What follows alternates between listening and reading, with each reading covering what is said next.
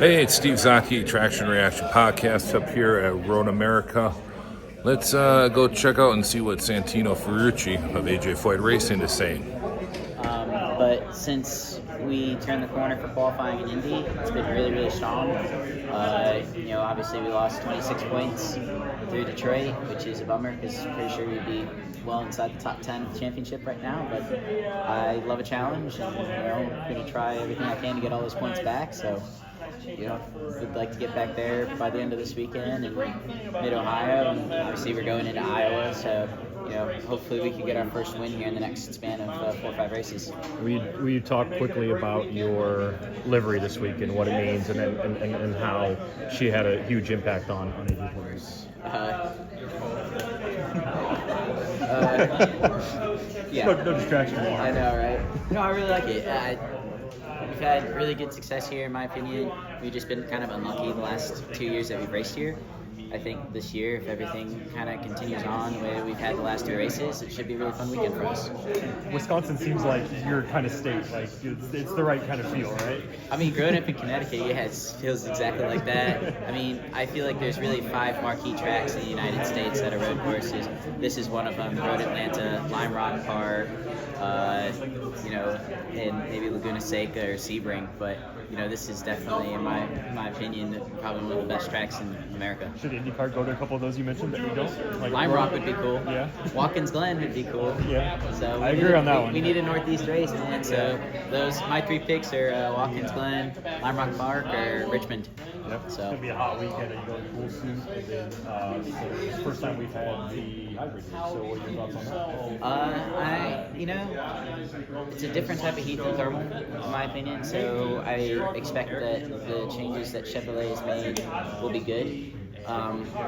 Cool Suit might be actually the first time I've used it in a few years.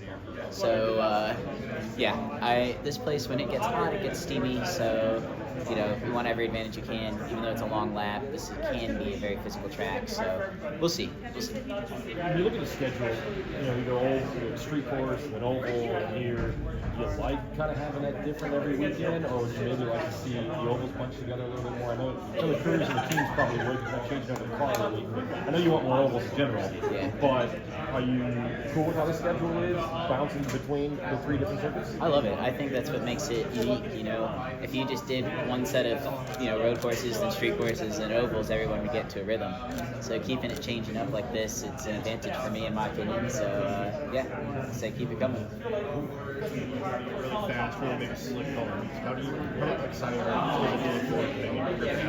This track is my driving style.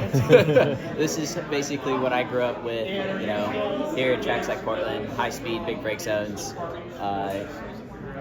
No runoff, no room for error. This is everything that I grew up being a race car driver for.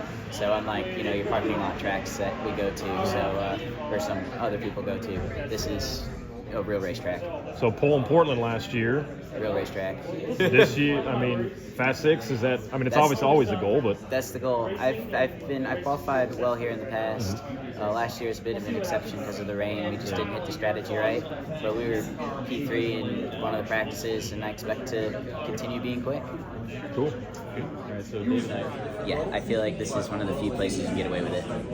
Obviously, a special livery this weekend. Just what some of your memories of Mr. Sexton, maybe a story or two.